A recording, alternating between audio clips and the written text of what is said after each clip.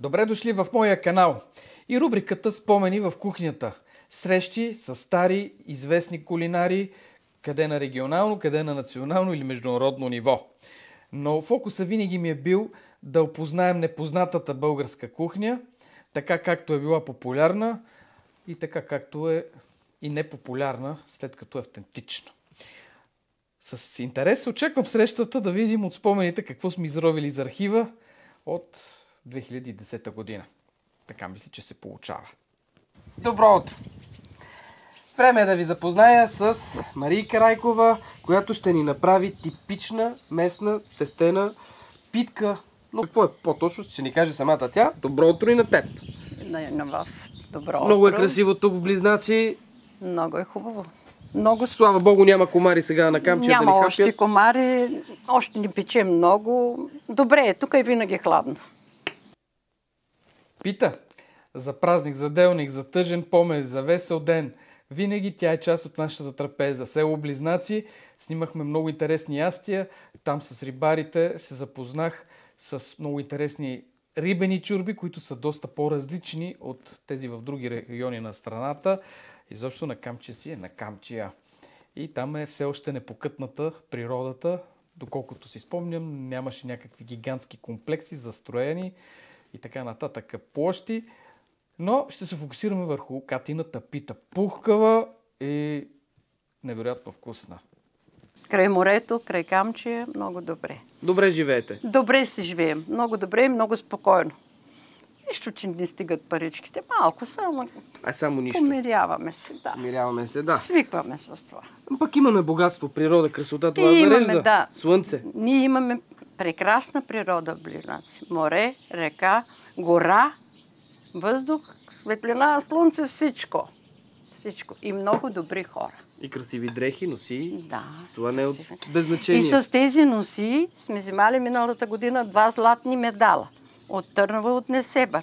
И тази година един сребърен пак от Търново. Четох И аз много новините. изяви, и много грамоти и така Всичко. нататък. Сега, като начало, лъжичка оцет. А след начало да кажем и какво правим. Защото аз споменах, че е типично изделие. Да, но не какво. правим близнашка пита. Такава, забравих какво беше. Да, близнашка пита, то е Да, достатъчно. близнашка пита. Достатъчно интересно звучи. Да. Към 1 килограм брашно. По-малко сложи? ще месим.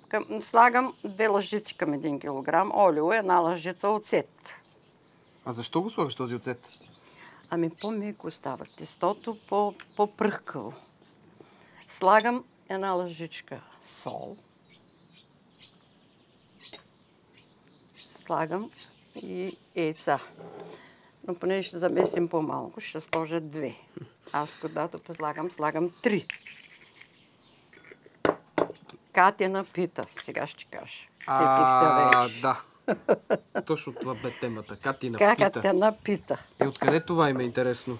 Ами от бабите така, не знам откъде са го измислили. Катена Имало пита. хубавица Катя, направила питка. Да. И всички харесали. И почнали тръгват вече да историите. правят. Да. Това е питка, която е запомнена от баби, от майки и се казва катена пита. И затова, защото се прави на няколко пластови и после се увива и ето. Аз си помислих, че като Катиното мезе, Не. което народната легенда разказва, че имало хубава Катя готвачка, правила мезе с Да. месце и хората така го нарекли. Нарекли. А при вас е на катове. На катове, да. Интересна история за тази Ами, пита. Село Близнаци. Близнаци, да. И винаги традиционната носи е червена. Ами има и черна. И ама обикновено е червена. Тази е празнична, предполагам. По-възрастните, по-в черно, сукманите, нали? А по-младите в червено. Има и пристилки, котленски им казват, и те са към носията на Близнаци. Ризи бели с дълги ръкави, отдолу с поли. Така са ходили с пояси. Нашите, нали, бабите и дядовците са мотаяли на кръста. Пояса пиштов за Да. сигурност. Както виждаме, вече наливаш и водичка, докато си говорим. Да. Хуртуваме, водичката. иначе казано, на народен език. Да. Нали? Ами то без хортуване не става нищо. Ти си известна личност, да не кажа най-известната тук. Не. Кмет. 2 мандата. Да, бях, наистина. Кои години? Ами от 72 до 79, като бях млада. Сега вече. И село Близнаци, защо се казва така? Защото на времето са се заселили тук 2 братя близнаци. Живеели в селото и 2.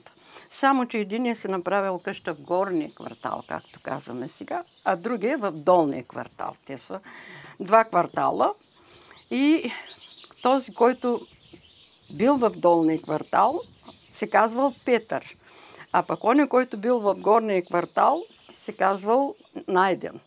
И зато и кръстили сега, он е казал от долния квартал. Ела бе, каза при брат си да дойде, нали, на село, на Петрата. Ела на Петрата. И затова началното име на долния квартал е Петрата. А горния е Близнаци, нали вече. И така станало името, че и до днеска още се мъчим да стане Близнаци, да е общо, но се казват горен и долен близнак. А той е Близнаци. Интересна история. Какво ли ги е накарало да живеят толкова отдалечено? Виж какво. Те са приселени. Нашето население са тракийци повечето. Ние сме, например, моето поколение са бонархисарци. Има корудерци, карадерци, чумурджи. Това са все от Турция приселени през войната хора. Заселени тук и са много нации, нали? От разни области от Турция. Всяка област си имала име. Ние сме от Бонархисар. Други, нали, казаха от... Бонархисар къде е? Ами, аз не мога да ти го обясня точно къде е, защото баща ми е бил на 12 години, когато се е изселил от Бонархисар. Ясно. Турция, ама в коя точно част на Турция не мога да... Можеш да кажеш добре. Да. Замесваме тестото и предполагам после ще го оставим да се... Да втасва. Да втаса и ще видим как точно се оформя Катината пита. Няма. Тестото втаса. Разделихме го на 4 топки.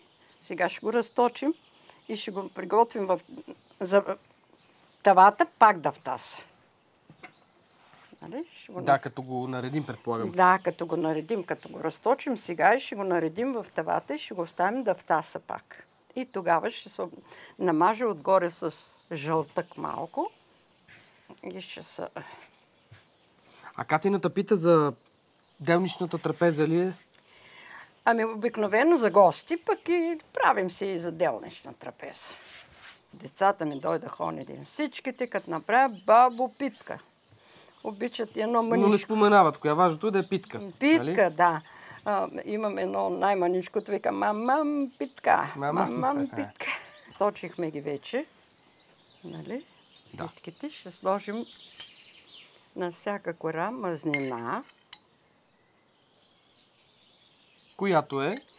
Която е или мас и олио. По-хубаво е да е смесено. Или маргарин. Масло или и олио. Понеже каза мас и олио, какво ти е отношението към този оспорван от медицината продукт? Към маста ли? Да. Например, аз ще кажа, че ние сме яли само мас и лятото на жътва. И не сме умряли до сега. На времето обаче прасета си ги хранихме вкъщи с царвица и с жито. Винаги сме имали мас и сме правили по колко буркана. И съм готвила цяла зима с мас, и съм пържила с мас, и всичко с мас. И питки, и баници, и всичко. Тогава къде се крие проблема? И децата филийки намазани с мас, вървят, ядат и много хубаво. Крие се проблема, не знам сега, като мисля, че си внушаваме нещо младежта, не ние. Младите си внушават, че има холестерол, като има мас. Виждате, че на колко години няма. Опитът, да. Казваш, и на жътва лятно време. Лятно време. 45 градуса сигурно. Готвим, да.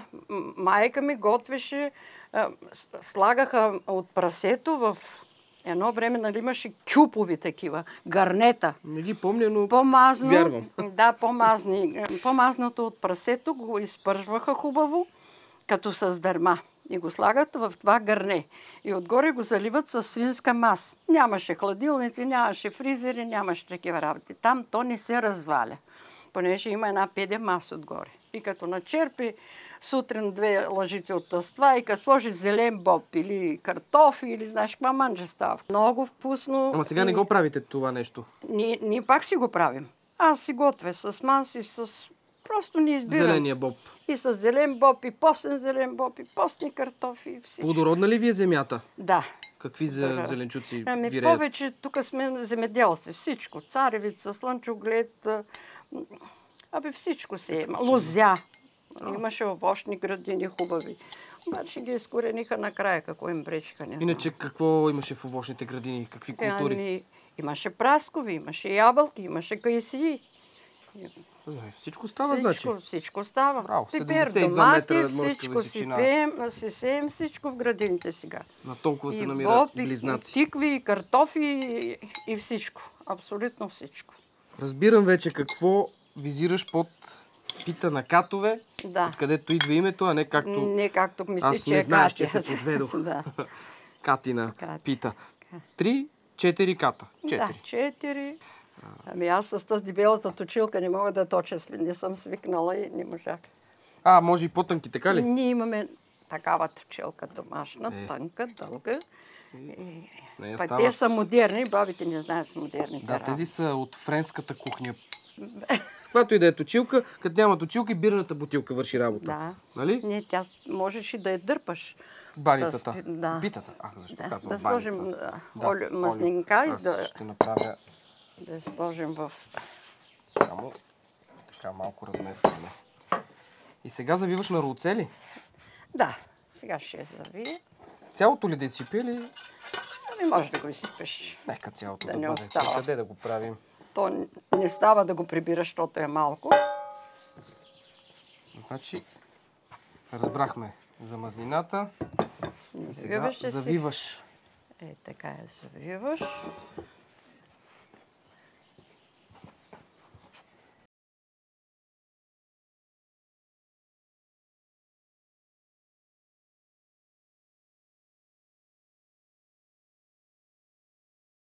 Сега ще трябва да втаса вече и ще я намажеш с жълтък отгоре. Като Само втаса. жълтък, да, и слагаш да се пече. Колко време? Тя трябва да се надигне. Аз се пека 30 минути, 35 най-много. На силна форма. И вече имаме една чудесна, бухнала. Да. Скромно, но е много внушителна. Като я вчупиш, ще видиш как е. Как се На яде. пластови. На силно загрята фурна, предполагам. Да, силно загрята фурна. На раховица на 4 ЕПК аз. И всичко това на близнаци, от близнаци, което имаме, благодарим на нашия кмет да ни е жив и здрав. Много ни помага навсякъде. Да е жив и здрав, да си жив И и аз ви здрава. благодаря. Неусетно времето за готвене изтече. Изтече, да. Продължавайте. Ще продължаваме в същия Живи дух и и в здрави да същия сте и стил. пак заповядайте. Благодаря, близнаци. благодаря. Тази рецепта е популярна и в Южна България, само че там я знаят като болярска пита. И то конкретно визира Момино село. Аз бях забравил за съществуването на Катината пита, но си припомних, че болярската пита е на същия принцип, само че корите се слагат в тавата, редуват се с сиренето, така се осуква и се пече почти по същия начин. Ето, за пореден път в България имаме едно ястие с различни имена. Дано да успеете по време на празниците да зарадвате близките с тази интересна Катина пита или болярска, както също може да я откриете и в моя сайт. Правили сме я преди години. Ще я правим и за напред. Надявам се ви е било интересно и този епизод от Спомени в кухнята. В село Близнаци имам още няколко много интересни рецепти, особено рибената чорба, в която има и миди. Ще намерим касетките, както се казва, ще ги мастерираме и ще ги публикуваме. Довиждане и до следващия път!